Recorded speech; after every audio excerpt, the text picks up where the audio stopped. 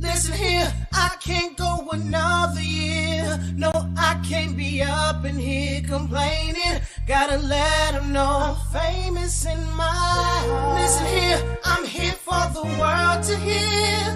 And I'ma make sure they know what my name is. I just wanna end up famous in I'm so serious, probably why they be so damn curious. They furious. Easy got these ladies on some silly shit. Now what the dilly is, I'm going all out. Hey, I'm the talk of the town, why y'all just saw a mouth. Here's a story about my quest to be rich. I'm like Beyonce and Kelly on some Destiny shit. Mr. 6 Mile, look me up, I'm some with a dream. Got my city like an addict, guess it's some with a fiend. For my team, anything less is uncivilized. Surprise, I'm seeing this world through clear eyes. And haters only made me more inspired to bless. On the clock right now, what the hell is the next? Like that feeling in your chest when you're ready to leave. Like that memory you had, you just couldn't believe. And we always got a little ammunition for y'all, cause we remember when they wouldn't even listen at all. Listen here, I can't go another year. No, I can't be up in here complaining.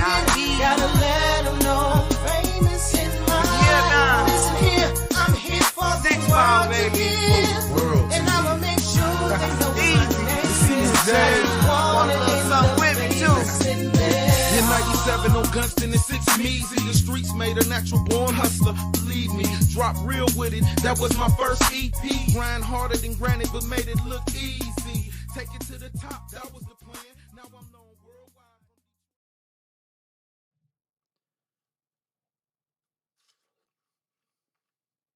worldwide. What a beautiful summer day to eat some watermelon. I'm gonna have to thank my friend DeWitt for bringing this over. He really knows when I'm thirsty and hungry at the same time. What is the one food that achieves satiation of both of those basic needs? Watermelon. We got a hell of a show for you today. Thanks for tuning in. I'm Chuck, the producer / tech guy. Let's bring it on over to DeWitt. And everybody, welcome to the Jackson Report. As y'all can see, we converting Chuck a little bit at a time. Got him eating watermelon. Then made him an honorary 6 Mile member. He starting the show lately, so we're going to keep it rolling. As y'all can see, once you go black, you never go back. We got him eating watermelon. He got his pistol with him. He from the hood officially. But today, I sit here and I'm doing this show with a heavy heart. One of my childhood friends got his wings this morning, for lack of a better term. And it brings me to a point where I had so much I was going to speak on today, what I wanted to discuss with y'all, and we're going to get to it. But I think I'm going to start the show today speaking on mental health and depression. Because for us as men, a lot of times, it could be stuff eating at us. And ego, our pride, or the fact of we raised in such a way to where it's like never show no emotion. Showing emotion is like a sign of being feminine. And that's how we programmed coming up as men. But as I sit here today, and I think about how many people went through this whole past year, people lost jobs and been put in situations that they were very unfamiliar with. You got people that was go-getters out there hustling and working and doing their thing, and all of that came to an abrupt end because of something that was out of their control, and that takes a toll on people. So as I sit here today and y'all tuned in watching this show, let's do better in reaching out to people. Let's do better in letting people know that they mean something. Not only to us, but let people know that they have a place in this world. Because you got so many people that's sitting back and, for a lack of a better term, basically like living in their own head. And sometimes your own body can turn against you and have you thinking things, have you thinking people don't love you, have you thinking that everybody against you, have you thinking that there's no way out.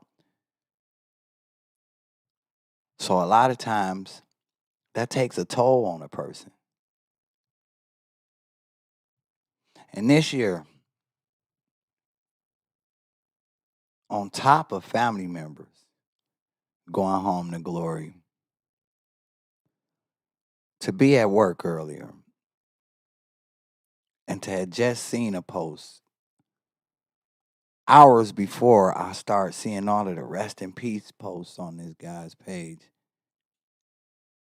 it hit me like a ton of bricks, and it actually made me over emotional at work to where I had to step off the scene for a second and collect my thoughts and gather myself, because this was a childhood friend who, no matter how long it had been, whenever I saw him, it was always the same amount of respect. I knew what to expect when I saw this guy. And I can't confirm how it happened or what may have happened, but for it to be so abruptly, it hit my spirit, it hit my heart in a way unlike everything else this year. And that's what really made it stand out.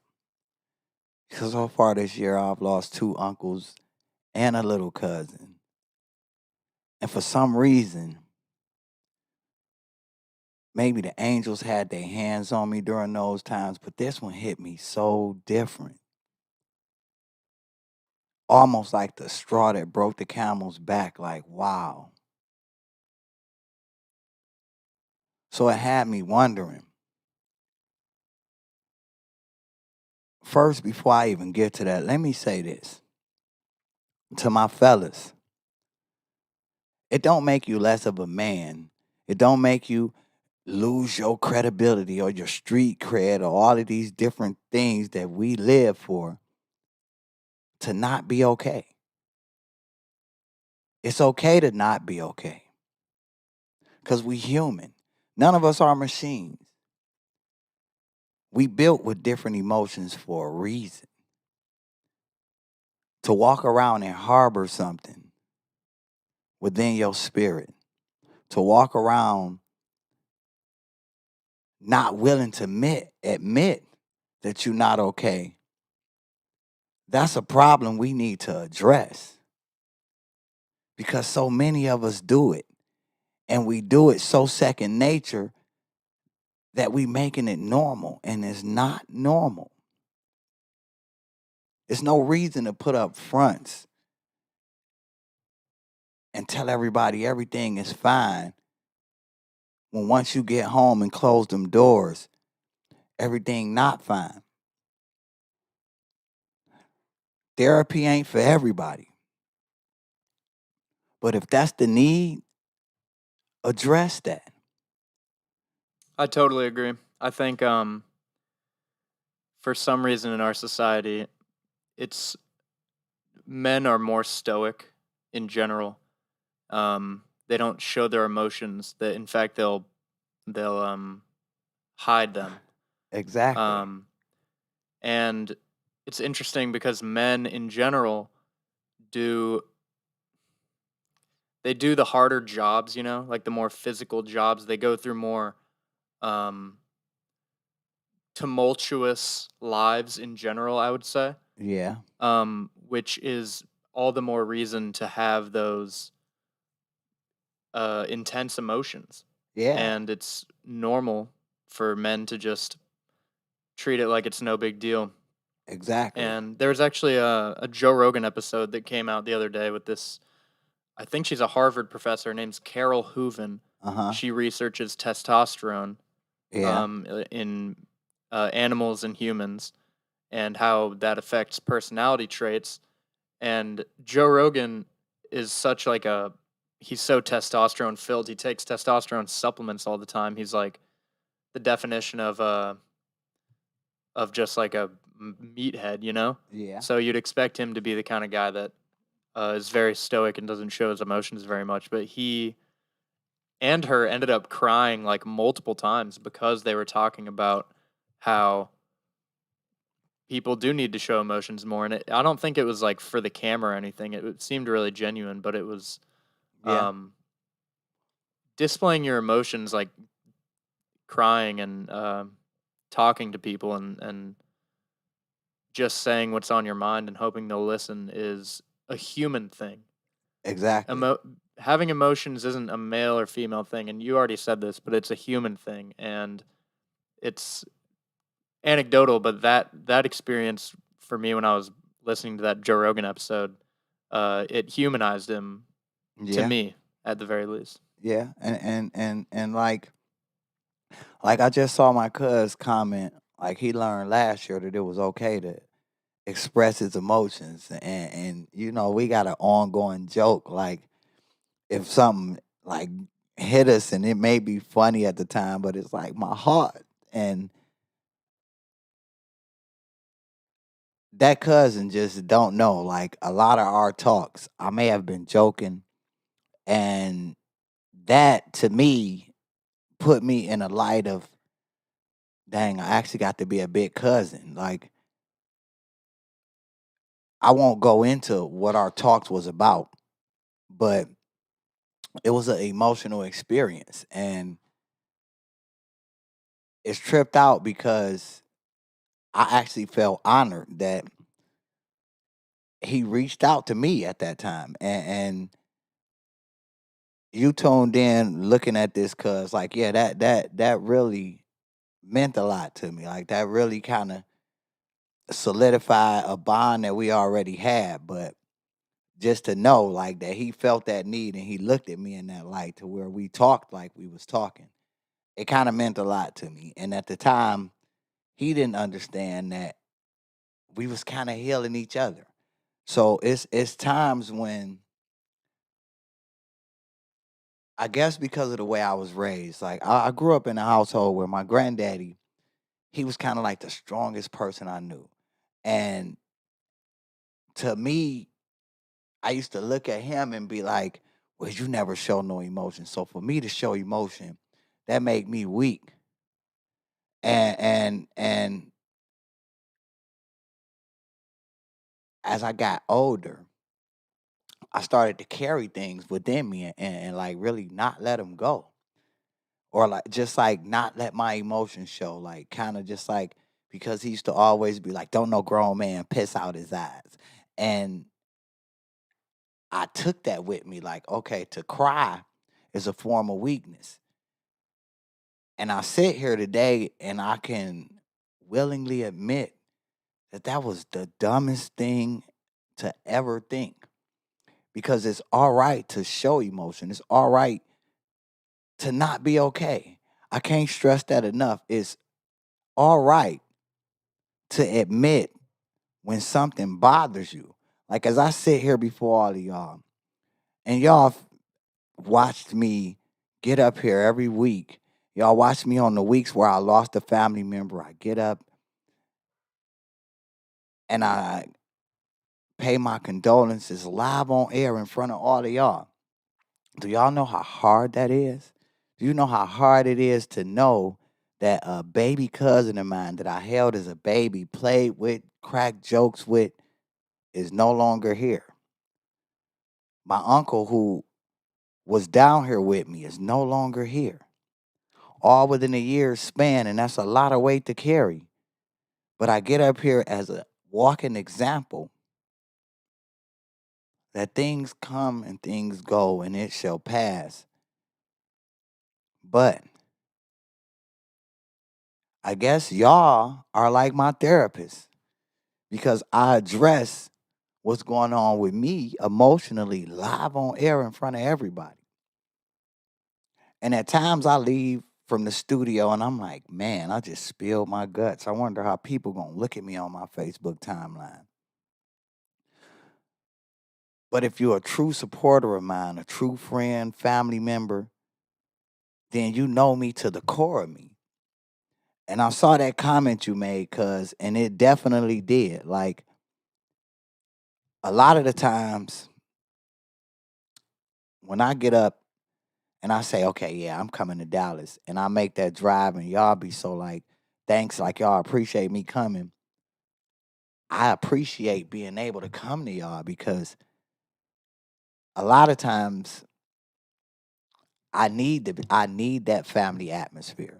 So when I'm up there with y'all, we don't have to do all of the stuff. I joke and be like, y'all didn't roll the red carpet out. It don't need to be a red carpet rolled out. The red carpet is rolled out when I open the door and I see my cousin.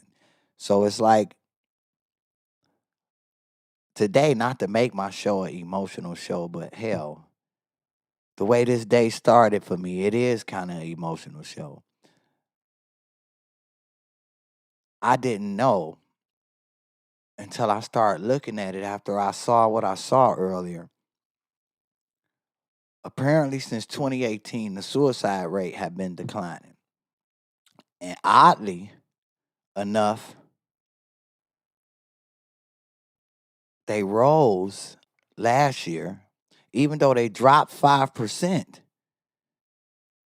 the rate went up amongst people of color after last year. Why?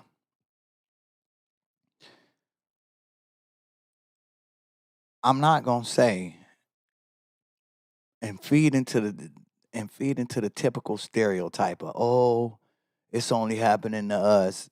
It happens to everybody. But it rose more amongst the people of color because a lot of us are the ones working the low end jobs that was the first to go during the pandemic.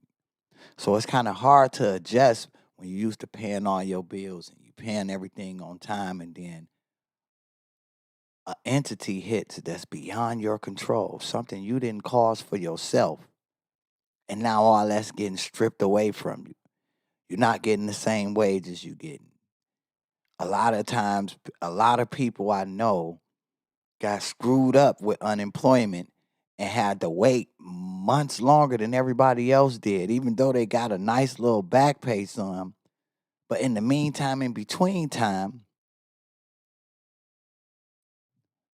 they sitting at home not knowing where their next meal gonna come from, not knowing if their lights gonna get shut off, not knowing if somebody gonna pull up in their driveway and tow their car away.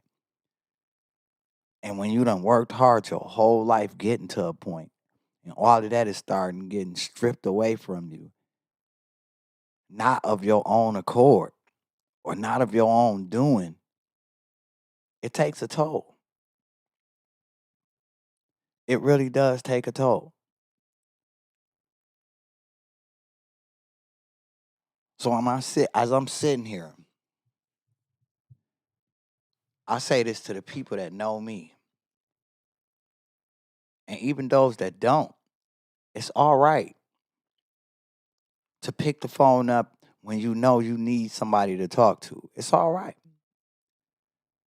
It doesn't make you less of a man, doesn't make you less of a woman. See, what we need to stop doing is ridiculing and making jokes to each other when somebody really expressing their feelings. See, the thing of it is I remember growing up, because I'm a Cancer, my birthday, July 14th, for the viewers. On the 14th, I accepted monetary gifts, but they directly linked me being a Cancer with, oh, you emotional, you sensitive, you this, you that. But I can admit I've not ever been one to bite my tongue when it's something that I'm really feeling or something I'm passionate about or something really hurts me. Now, the one thing I will admit, I do tell people I don't cry in front of people. For you to see me cry, that means I'm at my most vulnerable point and I really trust you. And that's a narrative that I may need to change. So we always have work we need to do on ourselves. But in this article, I just saw a key point. Anxiety and depression has risen across the board, and many Americans are consumed with worry about their health and that of their families. A study found that 1 in 12 adults has had thoughts of suicide. Hispanic Americans, in particular, said they were depressed and stressed about keeping a roof over their heads and having enough food to eat. So imagine, on top of the Breonna Taylor thing, the George Floyd, the Ahmaud Arbery, imagine we as black men, the stress we deal with on a daily basis of, are we going to be targeted? Not only by cops, but by other blacks from other hoods. Or are we going to be targeted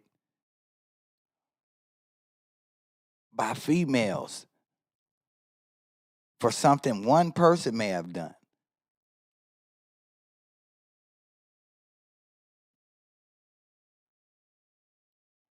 And a doctor, ironically, Dr. Jackson,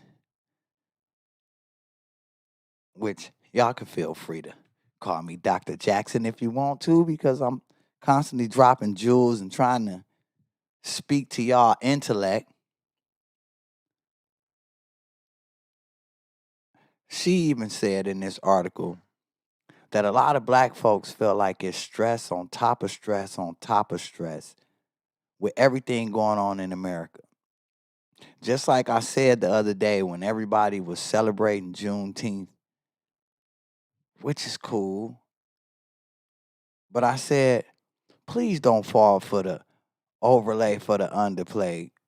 Juneteenth being made a national holiday. If they really want to do something, stop cops from killing us.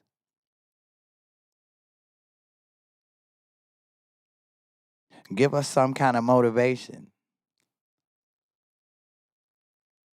Give us some kind of benefits for all of the years of slavery.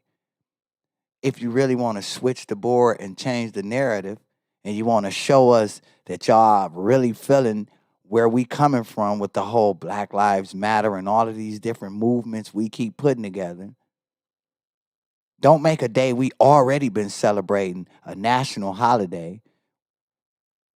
When I was willing to admit, before I moved to Texas, I was very unfamiliar with Juneteenth. We wasn't celebrating Juneteenth in Detroit like that. But we celebrated Independence Day.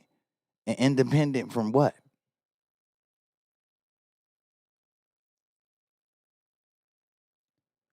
So my thing is, everybody that's tuned into this show, I know somebody that always, everything is always all right. Everything is fine. Oh, I'm good. And why do we do that? Because we so quick to shame each other. So quick to make jokes and knock each other for not being okay. And you lead to the person sitting in a room and doing the unexpected and everybody being all sad, like, oh my God, I didn't know. We didn't know. A lot of times, when you read in between the lines, it's a lot of people that's crying for help, but too scared to come forward because it's so easy for us to make a meme or talk junk or make a post like, I can't believe this. I can't believe, man, he going out like this over this.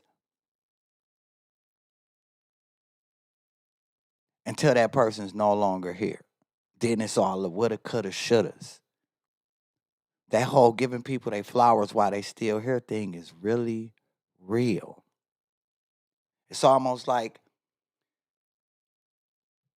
you nobody till somebody kills you. And that's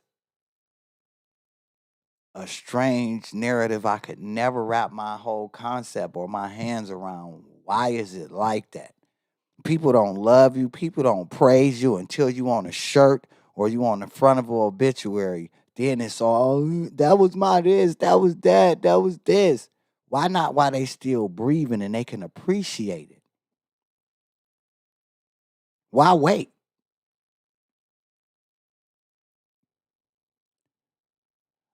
Like I said, today was going to be a show I'm doing with a heavy heart because I'm doing this whole show holding back tears because it's amazing to me. And it's hurtful when there's somebody that was like a pillar of my childhood. Certain people that you meet in this lifetime become fixtures in your life. And that person was one of them. Like you never know when the last time you're going to get to say something to somebody. And it's one of them things that where I wish I could have told him just how grateful for his friendship I was. Just I could have told him just like, you my man, 50 grand. Like it was one of them things of growing up in my neighborhood when I went to that end of my neighborhood and bumped into this guy. It was nothing but good times, nothing but good vibes, jokes, and having fun.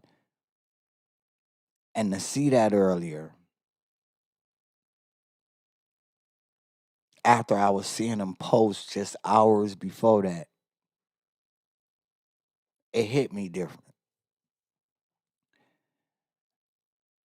I came up here today and I wanted to speak with y'all about this whole constitutional carry thing. But when I saw that, it woke something up in me because it's a lot of people I know, even though now it's seeming like we at the top end, the plateau side of the whole pandemic, and everything's starting to open up a little bit more and people starting to be able to do more. You got people that's out there that's still hurting, still trying to bounce back. People that is watching everybody else get stimulus checks and all of this, and they either don't qualify or just don't know how to get it, and they running around like chickens with their heads cut off, trying to provide for their family or trying to figure out what their next move gonna be so they won't lose the things they acquired. We all know somebody like that. Or we all may not even know we know somebody like that because it's one of those people that's everything is just fine until they get home. And I speak all of these things, like I say. I speak all of these things from my own experience. There's so many days I laugh and joke with all of my friends, and I go home and close my door. And when I sit, all of the stuff that's going on around me, done bombarded me. But the prideful man in me won't let me reach out to nobody. There's times where I pick up the phone and might randomly call one of my cousins, and it don't be nothing. It's no reason for me to call just because I wanted to hear one of my cousins' voices on the other end of the phone, just so I could be all right. It's times where I pick the phone up and call up to my hometown because I might be feeling the vibes and I just need to hear a voice from home. So you never know what's on a person's mind. Y'all see me up here every week and I'm laughing and I'm joking and I'm having fun and bouncing back ideas, me and Chuck, and I'm joking with Chuck. And sometimes that's all one big front because I'm trying to wind down from a chaotic week or I'm trying to wind down from a chaotic experience. Like when I spoke on it last week, I pulled up in the midst of the shooting downtown. Without thought, as I pulled off and had those people in my car and I dropped them all off, I'm always thinking, what if that was me running to somebody's car? What if it was me running past people and it's just shots ringing out and we don't know which direction they coming from and it's people innocently getting hit? What if I was directly right there.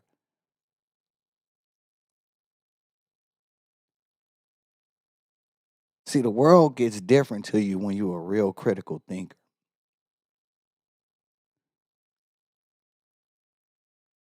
But I really want to get to this constitutional carry thing, but I needed to drill that home with y'all. It's okay to not be okay. It's okay to show emotion. As men, it is okay to even shed tears when something hurts you, because to harp on it and to harbor it only makes it worse. It only makes you end up turning against yourself and downing yourself to a point where you feel like nobody understands. And ultimately, God forbid, it can ultimately get the best of you to where you just feel like you don't have a place in this world no more.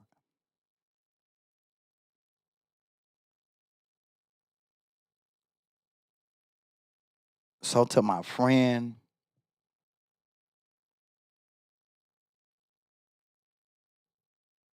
you got your wings, I say. God has a place for you where you'll forever be understood.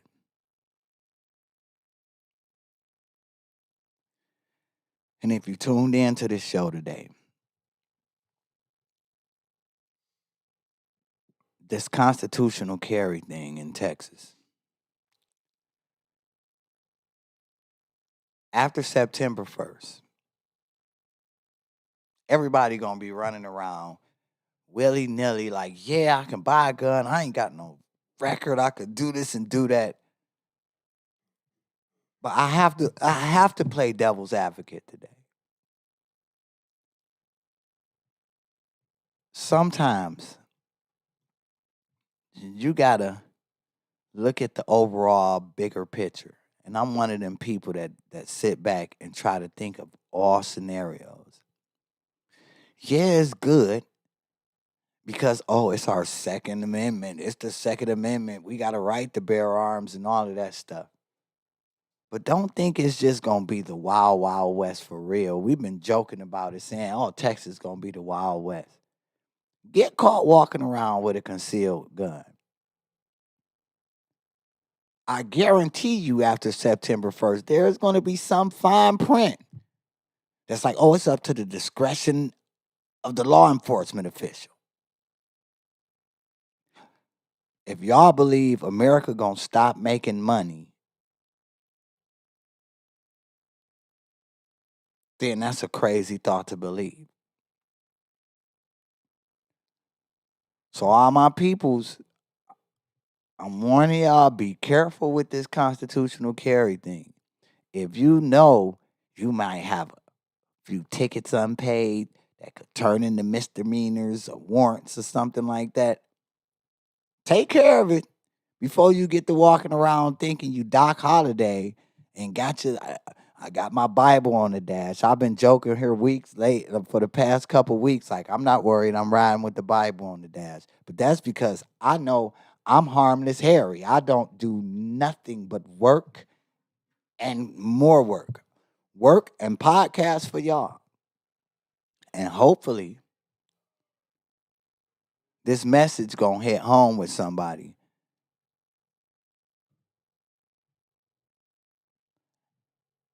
Just because it's saying that you have a right to do this, don't run around thinking, yeah, I'm finna walk on 6th Street and I got my gun on my hip, so I'm not worried about it.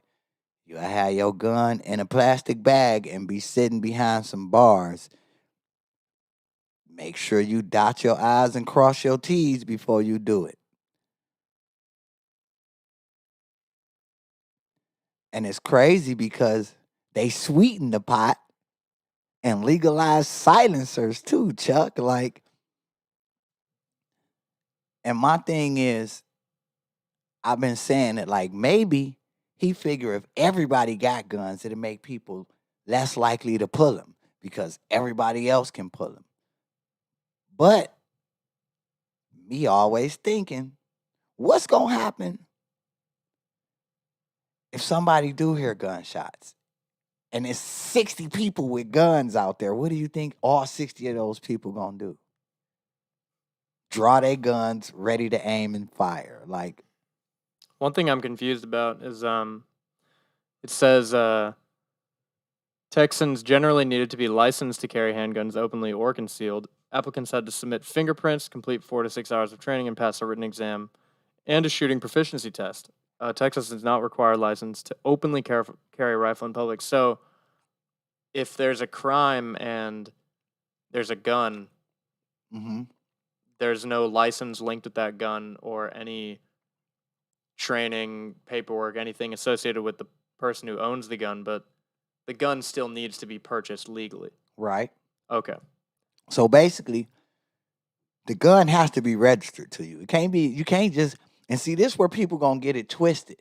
Because a lot of people don't go to Academy or Cabela's and buy their guns, or not even pawn shops. A lot of people go to JoJo next door and oh, I got a deal. I got a steal. I bought this for $250. And you go out there and shoot somebody with it, and they come get the ballistics off that mug. Guess what? You still doing 2 years because that gun wasn't registered to your name. That's one of the loopholes. I think another loophole is going to be loopholes to this. I can't see the way people is about to approach this being the way that it's actually going to be. I can't see Abbott saying, okay, dig this here. If you're over 21 and you're a Texan, go get a gun. I can't see him doing that. I don't think it's going to be like that. I honestly think you still going to get screened by ATF federally. I just believe the state is not going to deny it, because I can't just see it being allowed for everybody. You walk in the store like, oh, you sell guns? I'm 21. I want one of them. Here's my name. Here's my credentials. Give me a gun. I don't think it's like that. I don't think that you're going to be able to just walk in willy-nilly and buy one. I do believe the background check will be minimal. I don't think it's going to be as extensive as it once was. So, is there any advantage to getting a license now if you still want to get a license? I'm taking it. That's the safest route for me, because I honestly feel like, and it's just me personally, it may be true, it may not be true. I honestly feel like with this constitutional carry thing, if your gun not registered to you and you don't have a license to carry and you actually shoot somebody and kill them, you still be charged with a crime, even if it was self-defense. That's what I think the loophole to this constitutional carry thing is, and we eating watermelon.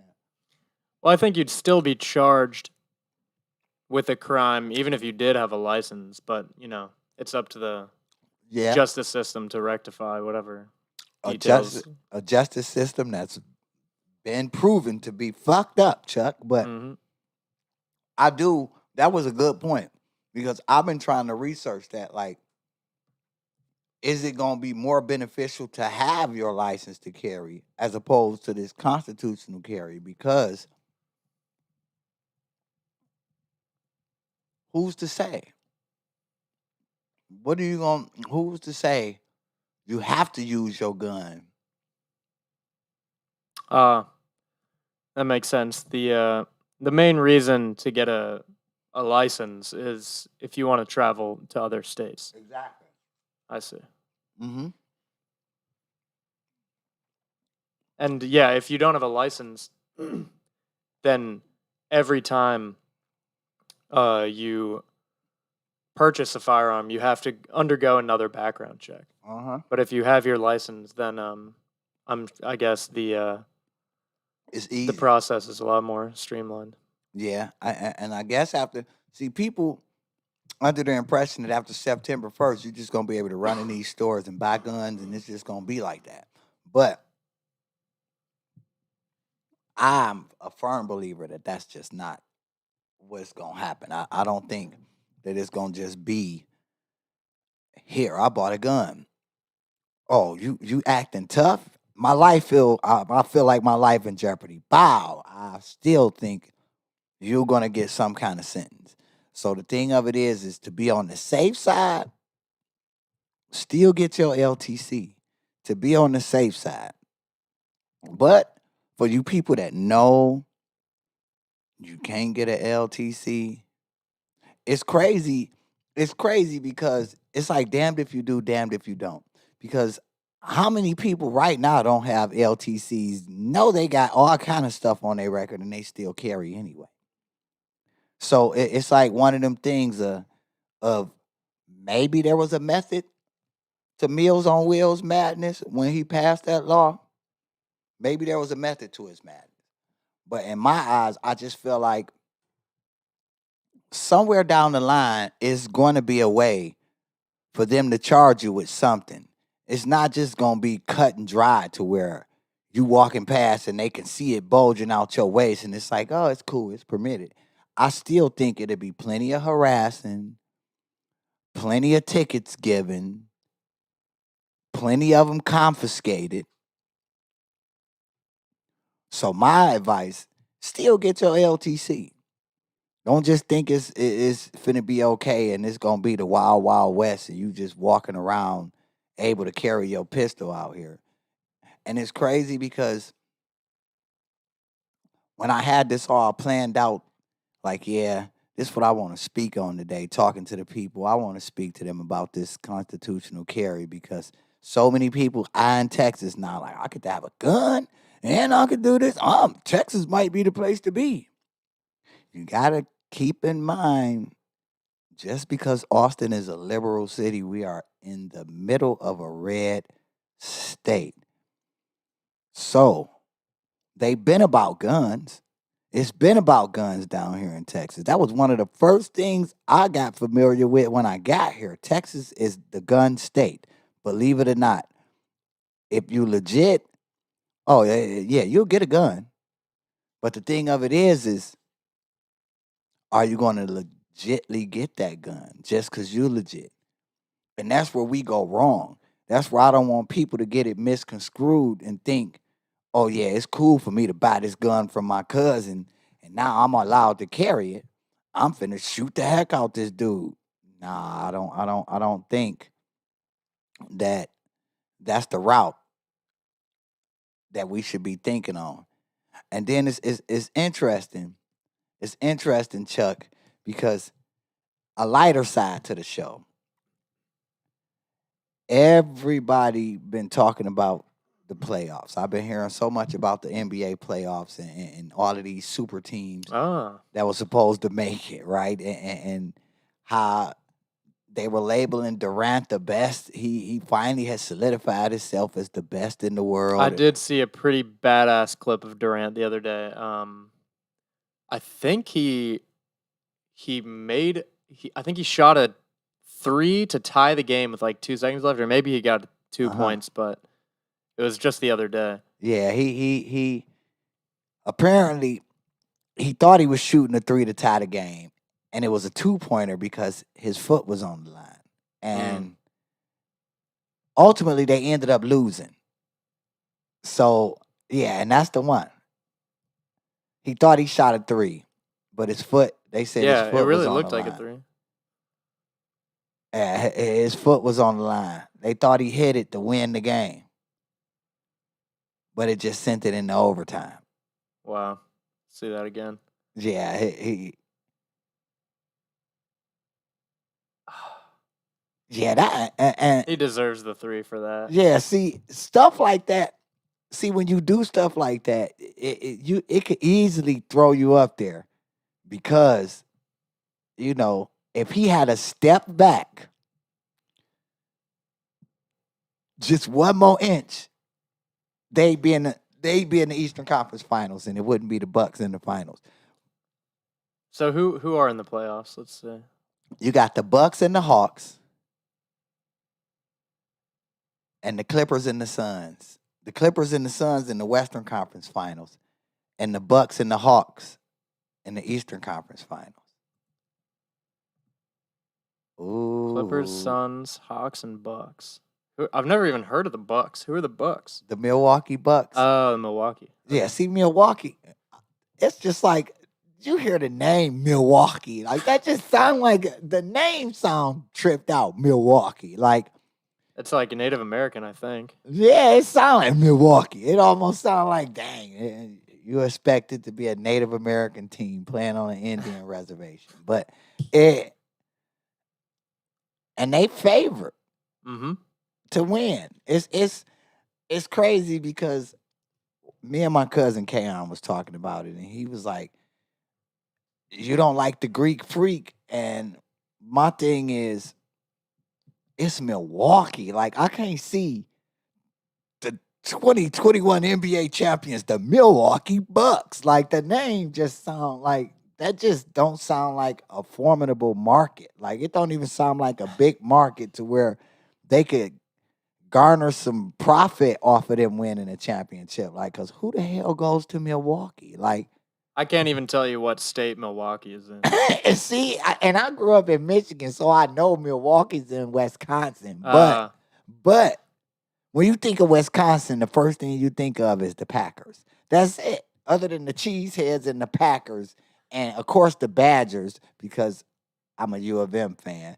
You think of that, but who checks for the Milwaukee Bucks? Like other than their All-Star game when it's like, okay, the Greek Freak gonna pick his team and such because he won the MVP. But I don't think it would be hard to win the MVP playing in a market like Milwaukee.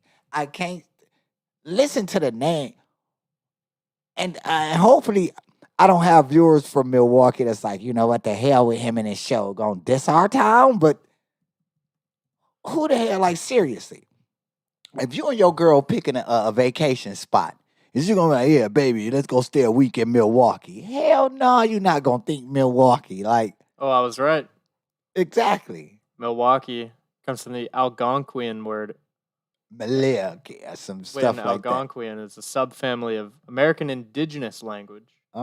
See, they a state they just made up. They didn't have no other names. It just was like, you know what? We'll call this city Milwaukee. Like, like not to be ragging on their town, because I've been to Milwaukee a time or two, and one of the strangest, a little quick story about Milwaukee.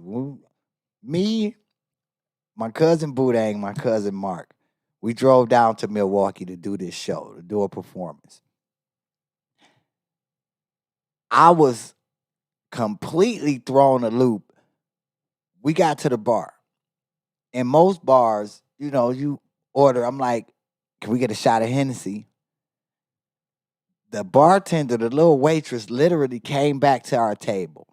And this is how we should have knew something then. We should have knew something then. And I'll never forget it because it was called the Red Lounge. I will never forget this. Like, I'll never forget this because the stage was only so big. So it was like all three of us was up there standing next to each other. The only thing we could do was bob back and forth. And I never forget the experience because my cousin Mark, in the middle of us rapping, I guess he forgot some of his lines, and he actually told the audience, like, oh, I fucked up Milwaukee, and we looking like you never tell them you messed up on a live performance. But I will never forget this because when we ordered the shots of Hennessy, the lady came back, honestly, right hand to the man. I wish I had video footage or proof of this, but she had 3 half pints of Hennessy. We paid $15 for the 3 half pints of Hennessy. She had the little plastic cups that, you know, the little wino cups you get from the store, and literally a bag of the little 50-cent ice in a bowl, and she brought it back to us on a tray. And that was like our 3 shots. And I was like, wow, I had never seen nothing like that. Talking about bottle service, we literally got 3 half pints Trying to figure, oh my God. of Hennessy. Yeah. She brought us 3 half pints of Hennessy, like the actual bottle. And it was cute. It was a little cute little bottle, but it was cool. Like, that was the first I had ever seen anything like that. The first I had ever seen anything like that. And y'all know, anytime I'm on the show and I'm having fun, like this week, I had to open up a little bit about stuff going on with myself and speak on some things that was happening that affected me. But I always got to get y'all a jewel, and and and the jewel I want to leave y'all, the jewel I want to give y'all before I get off air. Let's normalize reaching out to people. Let's normalize letting people understand that they cared about, that they mean something. Because a lot of times you got people that's sitting back feeling like they alienated, nobody wants to be bothered, and all of that stuff. Like, even me sometimes down here, I'm like, wow, when I lived in Detroit, my phone never stopped ringing. So it made me think like, did I have all of these friends because I beneficial or because I was beneficial? Because I hear from nobody now. So yeah, a lot of times that bothers me, but I bombard myself with so much work and so many different activities that I don't often take time to sit and relish in it. But it does bother you when you feel like, okay, I'm already 13 some hundred miles away from my family. And the fact that I only hear bad news. I don't hear just, hey, what up, though, and how you doing, and this and that. It's certain twos and fews, but the core, I hear nothing from. So the jewel I want to give y'all, let's normalize letting people know that we care. It don't make you weak. It don't make you less than the person you are. It's like nowadays I feel like we so gone off social media and the memes and the crying Jordans and the different memes of, oh, look how he played himself, that people be too embarrassed to open up and talk about when stuff happening to them. And then the first thing everybody wants to say, you need to seek therapy. That's a person with a mind too, just like mine. Who's to say they talking to me and they just as depressed as I am?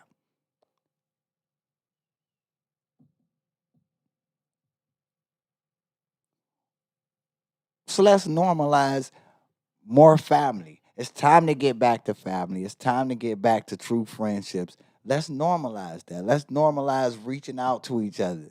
It don't make you less cool. Everybody got lives, but it take 2 seconds to pick a phone up and say, "Hey, what up, though? How you been? How you doing? What's going on with you?"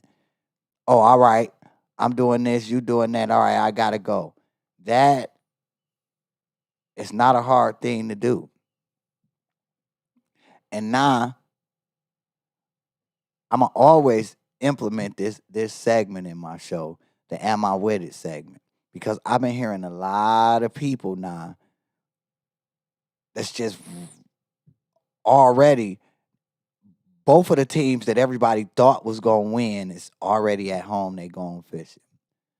So I seen a meme where a dude beat a dude up and was like Phoenix and foe. So my thing is, am I with the Suns winning the championship this year? Hell yeah, I'm with it. So mark it on y'all calendars. Put it down on June 22nd on the Jackson Report. I said it.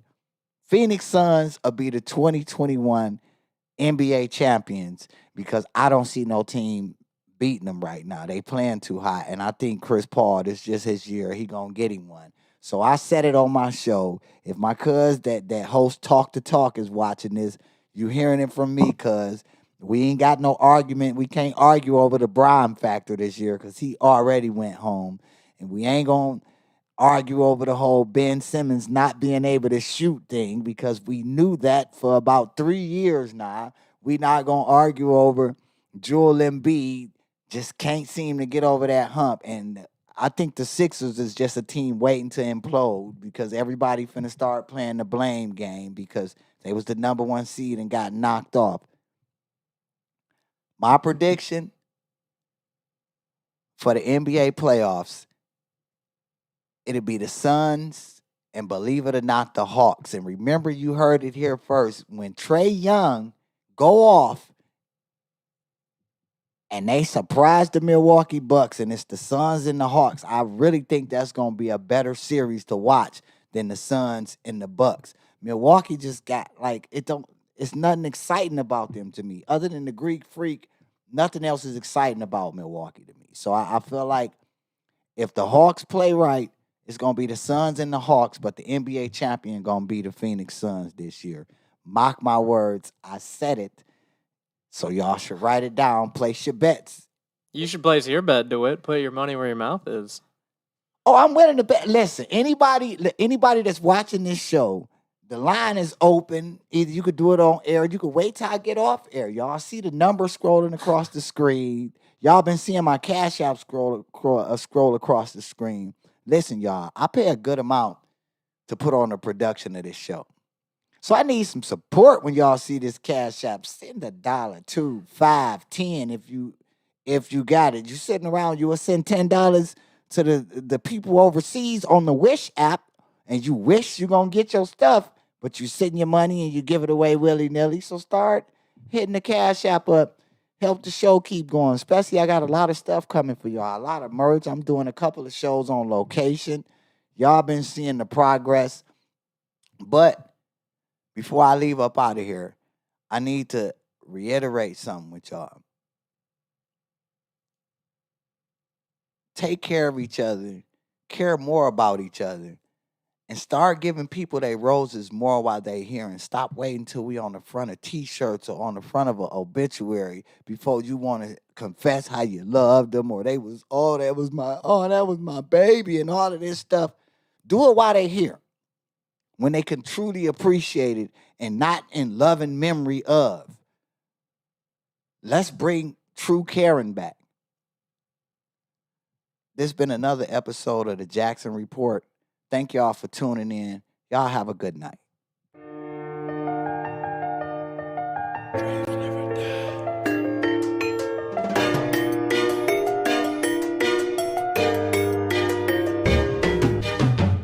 Life's a game, but I figured it out. Sitting on the steps at Granny House. This world is strange, but I picture my route. Sitting on the steps at Granny House. Life's a game, but I figured it out. Sitting on the steps at Granny House. This world is strange, but I picture my route. Sitting on the steps at Granny House. I grew up on the block with all the pimps and the crooks. Nerd with it, kept my pen in the book. Oh, I'ma be off the hook. They saw me write it, but I wouldn't.